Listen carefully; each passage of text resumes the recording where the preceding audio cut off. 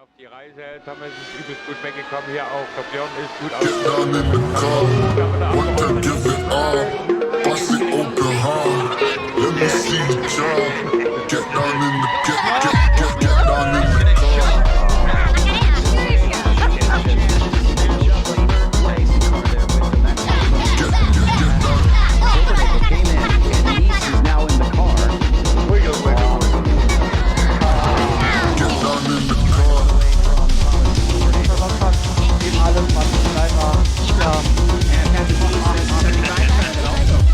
Welcome to BTR TV. Madness on track. Get down in the car. But it suddenly came in there. Luxury Race Crew took home the third spot. The state were 2 laps down. This baloney. Get up, get out.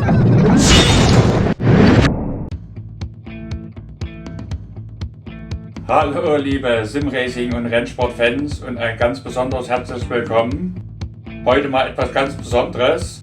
Mein Kumpel Totti hat sich in der Proto GT Challenge angemeldet und hat mir dann später das Replay zukommen lassen, sodass wir heute mal in die Proto GT Challenge reingucken. Und zu meinem Erstaunen war da auch unser Kumpel Byron Long mit im Rennen dabei, sodass wir heute 2 Spezies hier im Rennen dabei haben und da schauen wir mal, wie die sich so angestellt haben.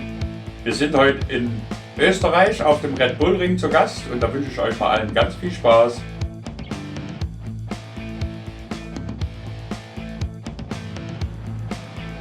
Ja, liebe Zuschauer, da werfen wir doch heute mal einen Blick in die Proto GT Challenge. Und wie der Name schon sagt, gibt es hier GT-Fahrzeuge und Prototypen. Allerdings keine aktuellen. Wir haben hier die ehemalige GT1-Klasse am Start. Da haben wir zum Beispiel den Ford GT am Start, Chevrolet Corvette C6 R GT1 oder den Aston Martin DBR 9 GT1, welchen unser Totti heute fährt. Und bei den Prototypen haben wir nur den HBD ARX 01C, mit dem unser Byron und sein Teamkollege heute am Start sind. Im Bild auch mal jetzt die komplette Entry-List eingeblendet. Die blau unterlegten Fahrer, das sind alles GT1-Starter und die gelben, die starten im HBD ARX. Die Prototypen sind heute im Feld in der Mehrzahl. Wir haben insgesamt 24 Prototypen am Start stehen und 15 Fahrer in der GT1-Klasse. Thorsten ist schon längere Zeit nicht mehr unterwegs gewesen. Und hier in der Serie habe ich mich noch nie umgeschaut. Da bin ich heute also mal sehr gespannt. Aktuell läuft hier noch die Practice Session und viele Fahrer sind schon mal rausgefahren, um zu schauen, wie so die Streckenverhältnisse sind. Unter anderem auch unser Thorsten. Byron, den werden viele unserer Zuschauer aus der Lotus-Serie kennen, die wir mit unserem Sender ja hier übertragen. Hier haben wir unseren Thorsten mal im Bild, im wunderschönen Aston Martin im Offenbacher Design. Hat unser Thorsten sogar selbst designt.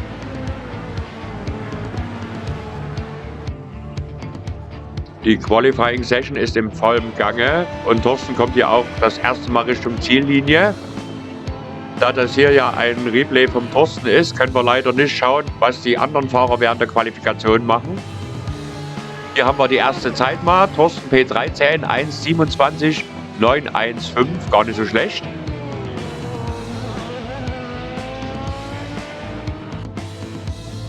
Da kommt Thorsten auch schon das zweite Mal um die Ecke geschossen.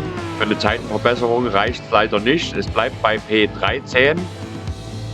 Da ist im Rennen noch einiges möglich, denke ich mal. Da Thorsten ja eine Weile nicht mehr im Rennen unterwegs war, muss er jetzt erstmal wieder ein paar Kilometer sammeln und im Flow reinkommen. Das wird schon hier mit den Runden kommen. Bin ich mir ganz sicher. Oben haben wir auch mal das Ergebnis des Qualifyings der GT-Klasse eingeblendet. Yaran Connor auf Pole Position mit einer 1,25,431 vor Alex McCoy und Troy Eddy. Wir haben heute schönsten Sonnenschein, trockenes Wetter, also keinen Regen. Und da schauen wir mal. Werfen wir jetzt auch mal einen Blick in die Prototypenklasse. Da haben wir Frederik Thorsen auf Pole Position mit einer 1,20,973 vor Simon Wilks und Dakota Williams. Und unser Byron auf P4, eine Top-Ausgangsposition, würde ich mal sagen. Sein Teamkollege Dominic Occhio-Chiuso auf P6, direkt hinter ihm. Dazwischen Juan Pennas auf P5. Und wie ihr vorhin in den Race Facts gelesen habt, es gibt heute keine Schnellreparatur und auch keine Boxenstopps. Und so langsam stellt sich hier das Feld auf. Byron und sein Teamkollege hier schön zu sehen an dem auffälligen Paint, was mein lieber Teamkollege Thomas Silbernagel extra für Byron und sein Team angefertigt hat. Beide Teamkollegen von Northern Winter Racing hier vorne im Grid zu finden. Da hoffe ich mal, dass wenigstens einer durchkommt und ein Top-Ergebnis erzielt. Hier hinten steht auch jetzt unser Thorsten im Grid. Ich denke mal, die anderen hinter ihm werden aus der Box starten. Zum Glück müssen wir hier eine komplette Einführungsrunde drehen. Hier gibt es nur eine halbe. Kiaran Connor, der Polesitter der GT-Klasse hier im Pennzoil Aston Martin mit der Nummer 2. Good luck, everyone. And it's a 30-minute long race, so don't do anything stupid on the first corner. You jinxed it now. You always up, me. Und fast das komplette Feld steht jetzt hier auch bereit. Da müsste es dann jede Minute losgehen und sich das Pacecar hier in Bewegung setzen.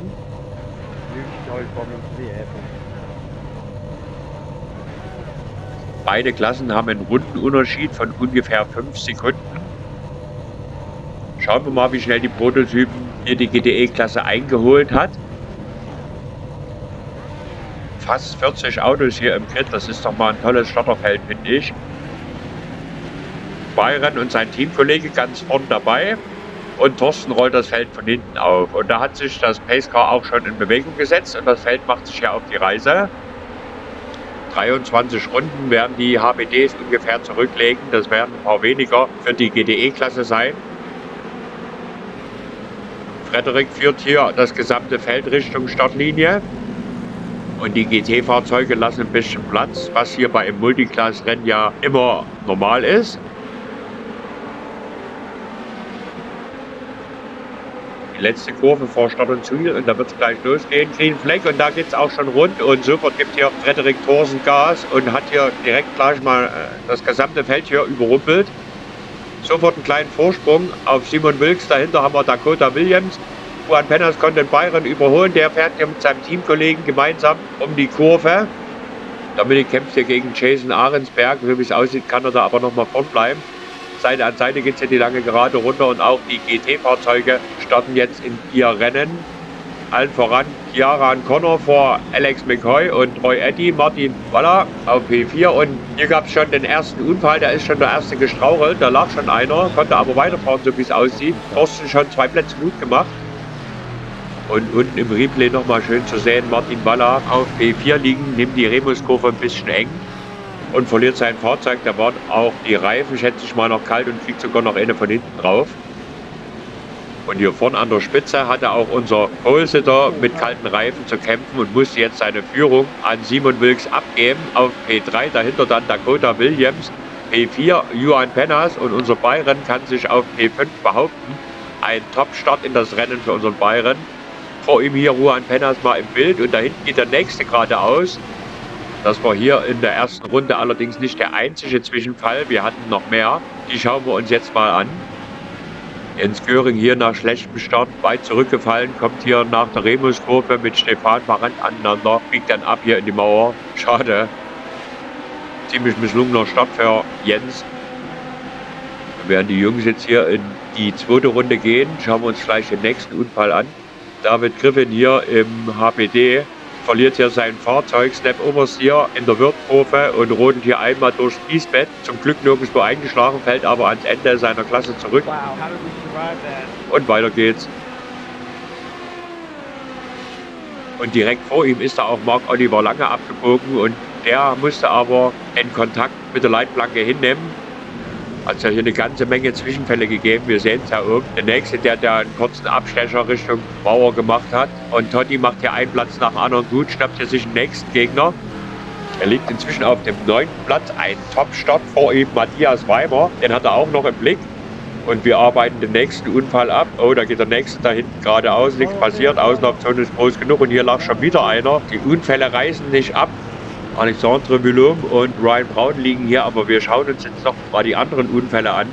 Jose Valderrama lag ziemlich weit vorne in der GT-Klasse, verliert ja sein Fahrzeug, kann aber Gröberes verhindern, fällt nur ziemlich weit zurück und weiter geht's. Ganz vorne an der Spitze alles wie gehabt, Simon Wilks vor Frederik Thorsen und Dakota Williams. Byron in der Spitzengruppe vorne dabei, sein Teamkollege einen Platz zurückgefallen. Nächster Unfall, den wir uns anschauen. Ein Bendiborg verliert er auf P17 liegen in der Remuskurve auf dem Wurstkörb sein Fahrzeug. Kriegt hier einen Snap-Oversteer und schlägt hinten an, kann aber weiterfahren. Und Byron greift jetzt hier Juan Penas an und kann da auch vorbeigehen. Geiles Überholmanöver. Und hier unten im Replay haben wir jetzt nochmal den Massencrash von vorhin im Bild. Das mutet ja heute an wie eine Kneipenschlägerei hier und nicht wie ein Autorennen. Verrückt. Alexandre bleibt da auch einfach stehen, statt sich in die Box zu locken. Und ein Fahrzeug nach dem anderen kommt da um die Kurve und kracht da rein. Unter anderem unser Leader hier in der GD-Klasse hat man gerade gesehen. Wahnsinn. Total verrückt. Also, dass da einer so mitten im Verkehr stehen bleibt, sowas habe ich da auch noch nie gesehen. Um im Bild schön zu sehen, Dominik, Byrons Teamkollege, hat sich da auch seinen Platz zurückgeholt von Jason Einsberg. Die kämpfen hier noch Seite an Seite. Gemeinsam geht es jetzt hier in die Wirtkurve rein. Dominik kann sich da nochmal durchsetzen. Tolles Rennen von den Jungs. Hier auch Byron, ein super Rennen. Simon Wilks hier macht sich so langsam aus dem Staub. Hat jetzt schon 1,4 Sekunden Vorsprung auf Frederik Thorsen. Und wir haben die nächsten Zwischenfälle. Alexander Gonzalez verliert hier in der Jochen-Rindt-Kurve sein Fahrzeug. Und da geht auch direkt Thorsten mit durch. Damit mein Teamkollege den nächsten Platz gut gemacht. Ein Top-Rennen hier vom Thorsten. Alexander kommt hier beim Losfahren ins Schleudern und räumt hier den nächsten mit ab. Das ist echt ja wie bei einer Schlägerei. Dominik kämpft hier mit Jason Ahrensberg immer noch um die Position und wir gucken uns den nächsten Zwischenfall an. Gibt's doch gar nicht. Kallen Tops auf P15 verliert hier sein HPD in der Schlossgoldkurve und segelt ins Off. Die Reifen qualmen, aber nichts weiter passiert. Oh, hier gibt es die nächsten Zwischenfälle, wir sehen es gerade oben. Eine wilde Rangelei hier im Kampf um die Position. Ich sag's ja, Kneipenschlägerei. Dominik und Jason hier, keiner will nachgeben. Jetzt muss Dominik sich hinten anstellen und wir hatten den nächsten Zwischenfall, den wir uns anschauen. Ein Bendiborg verliert da sein HPD 360 mitten auf der Gas, da Glück nichts passiert, nur die Reifen zerstört und weiter geht's. Die Gegner konnten gerade noch so ausweichen. Unglaublich, so einige Unfälle haben wir überhaupt nicht zeigen können, da wir sonst aus den Unfällen überhaupt nicht mehr rauskommen. Wir widmen uns jetzt mal hier dem Rennen. Byron immer noch auf P5, musste seinen 4. Platz hergeben. Der hatte auch einen kleinen Zwischenfall, den wir jetzt mal nachreichen. Thorsten hier auf P7 mit Anschluss nach vorn, ein Top-Rennen für meinen Teamkollegen hier. Hat sich im ganzen Durcheinander bisher absolut schadlos gehalten und hat Anschluss nach vorn zu den Top 5. Und im Replay schön zu sehen, Byron kommt hier ein bisschen weit raus auf den Wurstkörb in der Remuskurve und verliert dann sein Fahrzeug, knallt hier in Juan Penas rein, aber nichts passiert und weiter geht's. Also ganz ehrlich, so viele Un- und Zwischenfälle in der Anfangsphase eines Rennens habe ich bisher noch nie gehabt. Mutet wirklich ein bisschen an wie eine Kneipenschlägerei hier. Byron kämpft hier mit Juan Penas die nächste Berührung, versucht da wieder vorbeizugehen. Die Jungs sammeln hier fleißig Inzidenz. Rubbing is Racing. Von hinten kommt da auch Jason Ahrensberg angerauscht und Dominik, Teamkollege vom Byron, ist da auch mit von der Partie. Jetzt geht hier Jason Ahrensberg in der Mitte durch. Tolles Überholmanöver. Und Byron hat da gleich 2 Plätze verloren und muss sich jetzt auch noch seinem Teamkollegen erwehren. Von hinten kommt da auch noch Mike Clark an. Wilde Kämpfe hier vorne. Jetzt ist Byron auf P7 zurückgefallen. Schade. Hoffentlich hat er keine Beschädigung bei der Rangelei gerade davon getragen. Das Auto scheint auch ein bisschen instabil zu sein, hat hier zu kämpfen. Von hinten drücken die Gegner. Hier vorne Simon Wilks hat schon 1,7 Sekunden Vorsprung auf Frederik Thorsen. Und der hat noch einmal 1,7 Sekunden Vorsprung auf Dakota Williams. Dahinter dann eine kleine Lücke zu Juan Penas, Dominic Occhio-Giusa, der jetzt hier den Juan angreift und wahrscheinlich jetzt hier auf P4 nach vorgeht. Ne, P5. P4 Jason Ahrensberg davon. Er kann sich allerdings gleich schon absetzen von den Jungs und macht sich auf, nach vorne aufzuholen. Hier hinten gibt es auch wilde Kämpfe. Daniel Serrano kämpft hier mit Simon Reynard und Phil Perkins. Marvin Schäffler ist da auch noch mit von der Partie.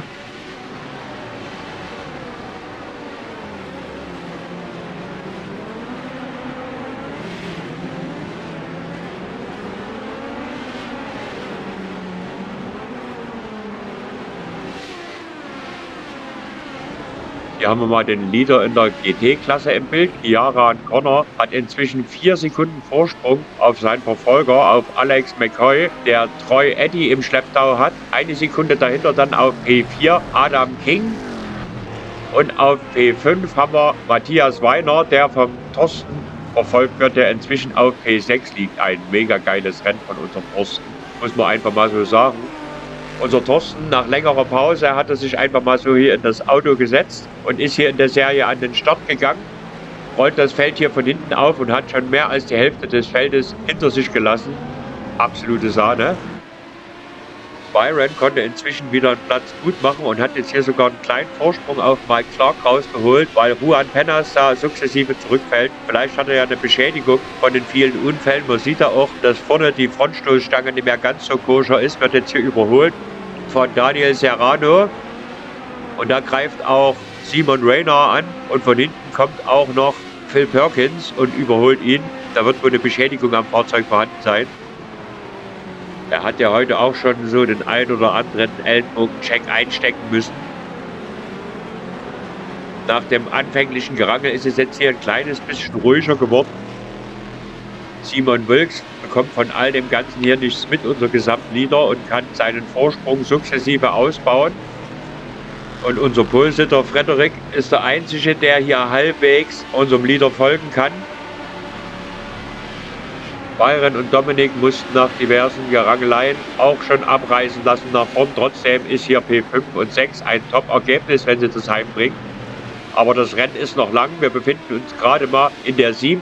von insgesamt 23 Runden, die die HPDs hier absolvieren müssen. Lasst euch hier von der Anzeige nicht in die Irre führen.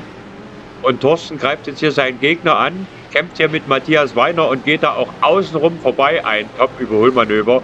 Totti heute in absoluter Topform. Er sitzt derzeit so wenig im Fahrzeug und kommt deshalb noch weniger zum Trainieren. Deswegen ist das heute von Gaststart ein Sahneauftritt, das muss man einfach sagen. Vertritt hier unsere Teamfarben sehr würdig, kann ich nur meinen Hut vorziehen. Schade, dass Thorsten in letzter Zeit so wenig Zeit hat fürs Rennfahren. Aber wie immer, die Familie geht natürlich vor. Macht allerdings Appetit auf mehr, wenn man das hier sieht.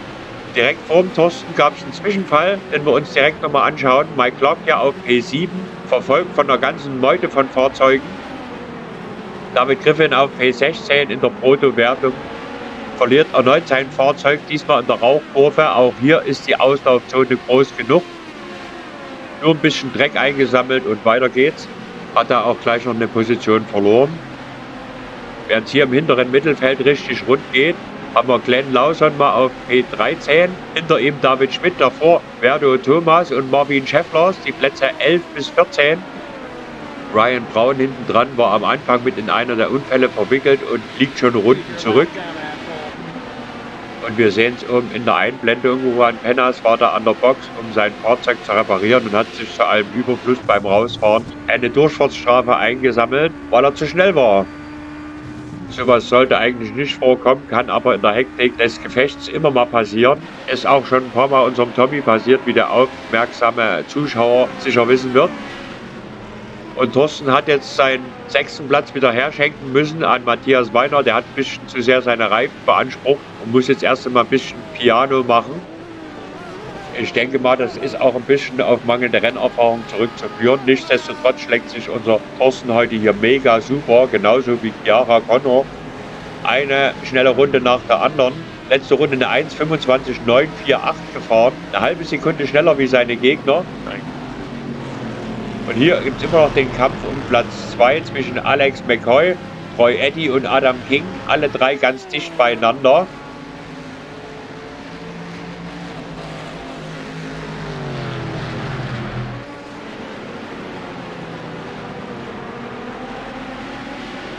Und auch hier im hinteren Mittelfeld geht es wild zur Sache, obwohl ich sagen muss, dass sich das Ganze jetzt erst einmal ein bisschen beruhigt hat. Zum Glück. Wir haben ein bisschen mehr als ein Drittel des Rennens bisher schon geschafft und auch Byron liegt hier immer noch auf einem soliden 6. Platz. Nach vorne und hinten inzwischen genug Luft. Auch Dominik liegt hier auf einem sicheren 5. Platz, allerdings reißt es nach vorne ab, sind schon 2 Sekunden Abstand zu Jason Ahrensberg.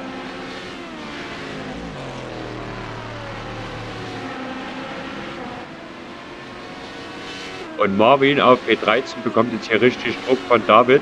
Der will da unbedingt vorbeigehen und drückt sich jetzt da auch außen durch. Seite an Seite geht sie auf den Kurvenzug, kann aber in der Niki Lauda Kurve das Überholmanöver setzen. Top. Und hier der nächste, der hier abliegt, Glenn Lawson. Nichts weiter passiert, nur ein Ausflug durchs Kiesbett gemacht und weiter geht's. Und ein Stück weiter hinten hatten wir den nächsten Zwischenfall. David Griffin mal wieder, Red Bull Corner, die letzte Kurve vor Start und Ziel, kommt noch ein bisschen weit raus auf die Curbs und verliert sein Fahrzeug. Kleiner Einschlag, aber nichts weiter passiert. Vielleicht doch besser, das Fahrzeug für heute abzustellen. Der Gesamtleader Simon Wilks überrundet jetzt hier unser Kampfduo, Matthias und Thorsten. Totti hat sich da wieder rangekämpft und versucht, den 5. Platz wieder zurückzuholen. Allerdings verteidigt hier Matthias geschickt. Nach hinten haben die Jungs inzwischen 3 Sekunden Luft. Die GT1-Kategorie, das waren früher auch herrliche GT-Fahrzeuge. Allerdings werden die heute nicht mehr eingesetzt. Haben erheblich mehr Leistung und weniger Restriktionen wie die GT3-Fahrzeuge. Allerdings, wie das so oft im Motorsport ist die Entwicklung immer teurer geworden, sodass ein Hersteller nach dem anderen ausgestiegen ist. Und 2011 wurde die Klasse dann endgültig eingestellt, sodass es heute sozusagen Renn-Oldtimer sind. Juan Penas haben wir hier im Bild. Nach seinem anfänglichen Boxenstopp kämpft er sich hier wieder durch das GT3-Feld. Oh, und jetzt hat unser Thorsten hier in der Remuskurve einen Rutscher. Fährt hier korrekt von der Rennlinie weg, verliert aber einen Haufen Plätze. Schade. Fällt hier bis auf P10 zurück. Nur ein kleiner Rutscher, aber mit einer großen Wirkung. Nichtsdestotrotz, Mund abputzen und weiter geht's. Noch ist hier nicht aller Tage Abend. Und die anderen müssen ja auch erstmal am Ziel kommen. Bayern geht jetzt hier an Thorsten vorbei. Hier haben wir auch mal Jason Ahrensberg im Bild gehabt, liegt aktuell auf P4 der Prototypenklasse, P5 dann Dominik, der Teamkollege von Byron, P6 Byron Long, P7 Mike Clark und P8 Simon Raynor. Und Byron hat sich nach seinem zwischenzeitlichen Gerangel auch wieder stabilisieren können. Oh, und hier kracht sie ja lachen die nächsten. Da sind auch gleich 2 Fahrzeuge abgeflogen. Da ist auch Byrons Teamkollege mit drin verwickelt, da schauen wir gleich mal, was da passiert ist. Schade. Dominik Ochochuzu will hier in der Würtkurve innen ein GT-Fahrzeug überrunden, verliert da sein Auto und vor Schreck verliert er auch Jakob Heck sein GT und beide fliegen hier unabhängig voneinander ab. Eine kuriose Situation. Allerdings können beide unbeschädigt weiterfahren. Dominik auf P10 zurückgefallen und Mike Clark konnte am Byron vorbeischlüpfen auf P5. Byron damit immer noch P6. Direkt dahinter ist Daniel Serrano jetzt gerade an Simon Raynor vorbeigegangen. Die Plätze 7 und 8. Direkt hinten dran Phil Perkins. Und da innen versucht sich auch Jens Göring so klein wie möglich zu machen und hat da hier gleich mal einen Rutscher in der Remuskurve. Das GT-Fahrzeug, was direkt vorm Thorsten liegt. Der hat inzwischen schon wieder einen Platz gut gemacht und liegt auf P9. Hier vorne die Plätze 7 und 6 in der GT-Klasse. Jose Valderrama und Benjamin Kuhl. Nach vorn zu P5 zu Matthias Weiner. Fehlen den Jungs schon fast 4 Sekunden. Mike und Byron hier hinter Jose versuchen da irgendwie an den Jungs vorbeizukommen. Und Byron geht da jetzt hier fliegen. Oh nein, nein. Bloß nicht einschlagen. Macht hier einen weiten Bogen durch Kiesbett. Verliert hier einen Haufen Plätze und Zeit. So eine Scheiße. Da hat Byron im wahrsten Sinne des Wortes diese Top-Ausgangslage hier in den Sand gesetzt. Und ein Gegner nach dem anderen kommt da angeschossen. Hält hier bis auf P15, 14 oder 5, bis auf P14 zurückgefallen. Unten im Replay nochmal schön zu sehen. Klassischer Verbremser. Da ist Byron einen Moment unaufmerksam. Steht zu spät auf der Bremse und rodelt hier ins Off durchs Kiesbett. Zum Glück sind hier auf dem Red Bull Ring die Kiesbetten groß genug, sodass man oft ohne Beschädigung davonkommt, aber der Zeitverlust ist gigantisch.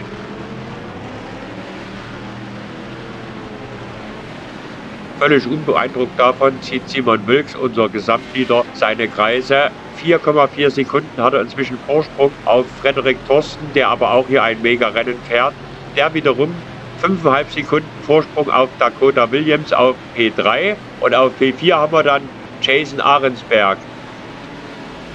P5 inzwischen Mike Clark, der sich jetzt auch frei fahren konnte von seinen Gegnern. Dahinter dann auf P6 Daniel Serrano, P7 Simon Renard, P8 Phil Perkins, den wir hier im Bild haben. Dann eine etwas größere Lücke und dann auf dem 9. Platz haben wir Dominik, Byrons Teamkollegen.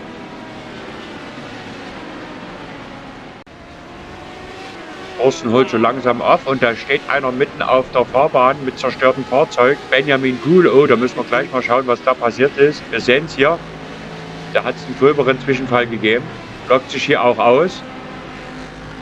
Benjamin kommt da um die Red Bull Corner und Jose sticht da in eine Lücke rein, die überhaupt nicht vorhanden ist und räumt hier Benjamin ab. Der geht hier fliegen und das Fahrzeug ist völlig zerstört.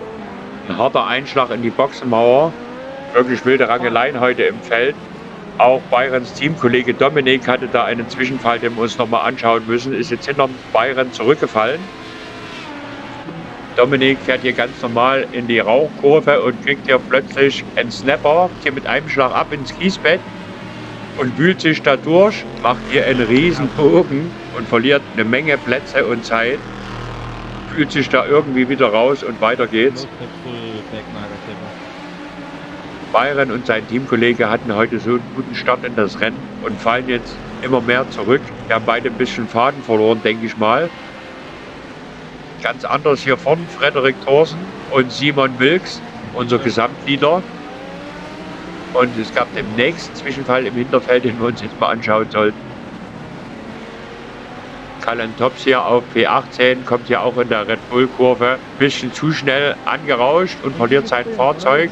Die Reifen qualmen, die werden ruiniert sein, aber sonst ist nichts weiter passiert. Hier kommt der Gesamtleader angerauscht und der Leader der GT-Klasse. Troy Eddy auf P3 in der GT-Kategorie muss jetzt nach vorne ein kleines bisschen abreißen lassen zu P2. Allerdings ist Adam King hinter ihm auf P4 auch 2,5 Sekunden weit weg. Byron und sein Teamkollege sind inzwischen auf P12 und 13 zurückgefallen. Vor ihnen Marvin Schäffers. Dominik und Byron haben jetzt ihren Rückstand zu Marvin Schäffers wieder zugefahren und gehen jetzt hier beide außen an ihm vorbei. Besser gesagt, Byron ist vorbei. Gegen Dominik wehrt sich Marvin nochmal und kann hier auch nochmal vorn bleiben. Byron top gemacht, liegt somit wieder auf P11. Jetzt Dominik der nächste Angriff, innen. Seite an Seite geht es hier Richtung Schlossgoldkurve und da kann sich Dominik auch durchsetzen. Allerdings sind die Top-10-Plätze vorne schon über 8 Sekunden weg. Und Byron kann sich jetzt auch gleich von seinem Teamkollegen ein Stück absetzen. Und weiter vorne im Feld gab es mal wieder einen Zwischenfall, den wir uns doch direkt mal anschauen. Simon Renard in der Remuskurve. Die Remuskurve hier scheint heute der Knackpunkt für viele zu sein. Verliert er auch sein Fahrzeug auf dem Wurstkörb. Zum Glück räumt er da niemanden ab und weiter geht's. Hat aber eine ganze Menge Zeit und Position verloren. Und auch Byrons Teamkollege hat sich eine Durchfahrtsstrafe eingefangen, die jetzt direkt gleich absetzt. Das wirft ihn noch weiter zurück. When you catch me, Ryan, I'll let you pass, mate. I'm not going to apologize. You're faster than me. Unser Leader in der GT-Klasse, Kiaran Connor, fährt ein Top-Rennen. 5,5 Sekunden vor Alex McCoy und Troy Eddy auf P3. P4 dann weiterhin Adam King, der hat sich seit dem Start nicht viel getan. Die Jungs ziehen hier ihre Kreise und fahren hier ein blitzsauberes Rennen. Und auch Thorsten kann seinen Rückstand nach vorn so langsam wieder zufahren. Zum nächsten Gegner, zu Jacob Peck, sind es nur noch 0,8 Sekunden, der da auch gerade wieder einen kleinen Wackler vor ihm hatte. Wir haben die Rauchwolken in der Remuskurve noch gesehen, die für viele Fahrer heute ein Problem darzustellen scheinen. Nicht so für Simon, unseren Gesamtleader, hat sich direkt in der ersten Runde die Führung von Frederik geschnappt und hat sich seither aus dem Staub gemacht. Eine Mega-Pace kontrolliert das Rennen. Dakota Williams hier auf P3, 6 Sekunden inzwischen hinter dem Zweitplatzierten und 1,6 Sekunden vor Jason Ahrensberg. Direkt dahinter haben wir den Führenden in der GT-Klasse, Kiaran Connor, der inzwischen 4,7 Sekunden Vorsprung auf seinen Gegner Alex McCoy hat. Ein absolutes Top-Rennen bis hierher von Kiaran Connor. Ich denke mal, rund 4,5 Runden muss das Feld noch gehen. Inzwischen sind auch schon einige Fahrer an der Box gestrandet oder haben sich ausgelockt, beziehungsweise haben einen Reparaturstopp eingelegt und fahren dem Feld hinterher.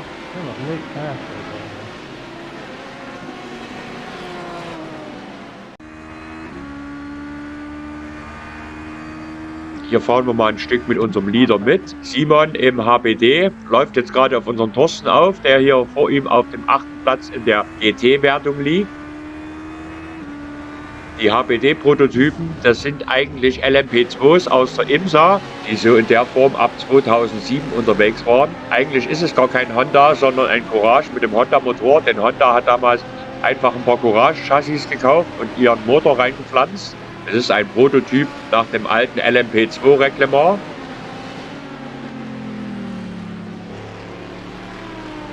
Und nachdem sich das halbe Feld im ersten Drittel des Rennens hier eine solide Kneipenschlägerei geliefert hat, so hat sich das im Laufe des Rennens dann erheblich beruhigt und viele versuchen einfach nur das Rennen irgendwie vernünftig zu beenden oder ihre guten Positionen ins Ziel zu bringen. Wir befinden uns jetzt gerade in der 21. von 23 Runden und Frederik legt hier nochmal richtig nach. Der 1:21:037. Allerdings hat er über 4 Sekunden Rückstand nach vorn.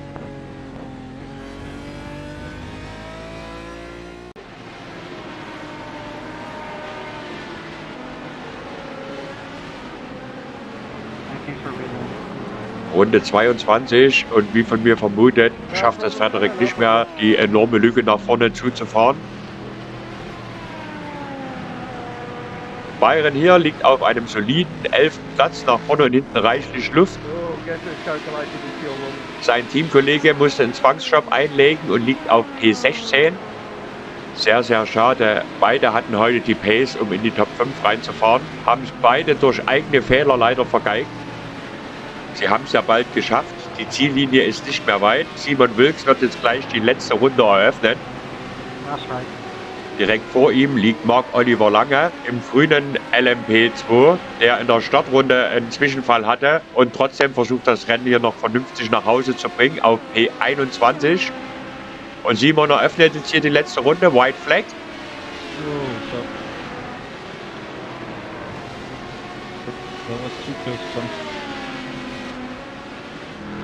Frederik folgt ihm 5,2 Sekunden später und auch unser Thorsten eröffnet jetzt hier seine letzte Runde auf P8 liegen. Von B13 gestartet, 5 Positionen gut gemacht, das ist doch mal ein super Rennen. Da wäre vielleicht sogar noch ein Stück mehr gegangen heute, auch für Byron. P11 von 21, das ist ein grundsolides Ergebnis, aber wie ihr alle gesehen habt, wäre mit Byrons Pace heute deutlich mehr drin gewesen. Auch für Dominik, der aber hier in der ganzen Kneipenschlägerei viel zu heftig mitgemischt hat und am Ende zu viele Inzidenz eingesammelt hat, so dass er eine Strafe in der Box absitzen musste und Phil Perkins fährt hier eine Runde vor Schluss an die Box. Merkwürdig. Und Simon wird jetzt hier die letzten Meter seiner Triumphfahrt genießen. Marc-Oliver macht da auch ganz fair Platz. Das erspart ihm ja da auch eine extra Runde. Auch für Frederik die letzten Meter eines super Rennens. Genauso hier Dakota Williams, der auf den letzten Meter noch um seinen 3. Platz zittern muss. Jason Ahrensberg hat die Lücke zugefahren und ist ganz dicht dran. Allerdings hat er nur 2 Kurven. Und hier ganz herzlichen Glückwunsch, Simon Wilks. Chapeau.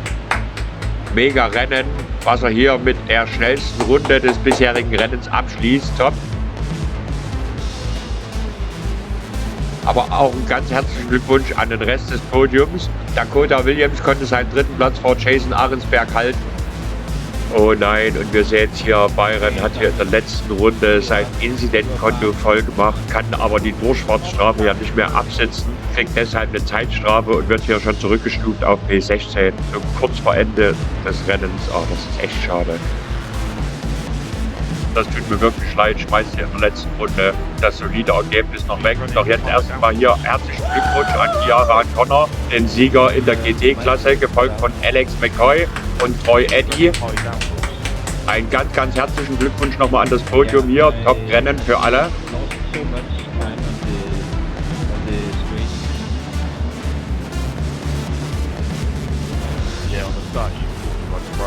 Und so langsam kommt dann auch der ganze Rest des Feldes Richtung Ziel.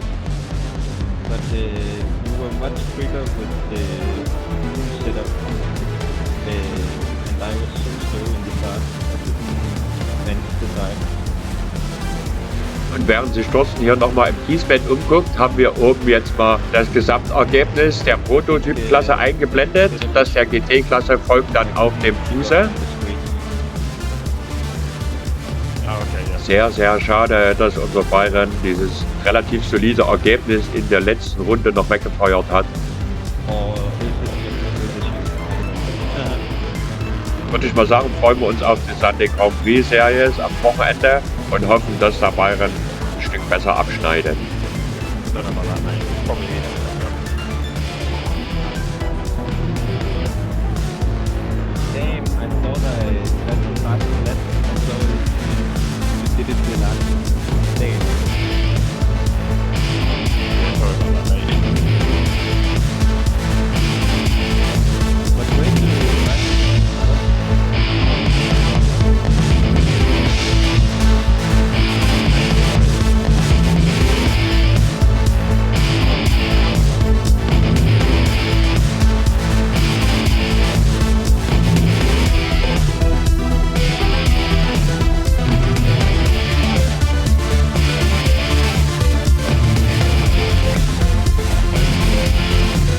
Ja, liebe Zuschauer, da sind wir auch schon wieder am Ende. Ein relativ solides Ergebnis für unseren Totti. Byron hatte mal wieder eine wilde Fahrt. Nichtsdestotrotz, denke ich mal, hat es uns allen viel Spaß gemacht. War mal was anderes wie die Lotus-Serie in letzter Zeit. Ich denke mal, wir sehen uns dann nächste Woche wieder. Bis dahin, macht's alle gut und bleibt gesund. Ciao, ciao.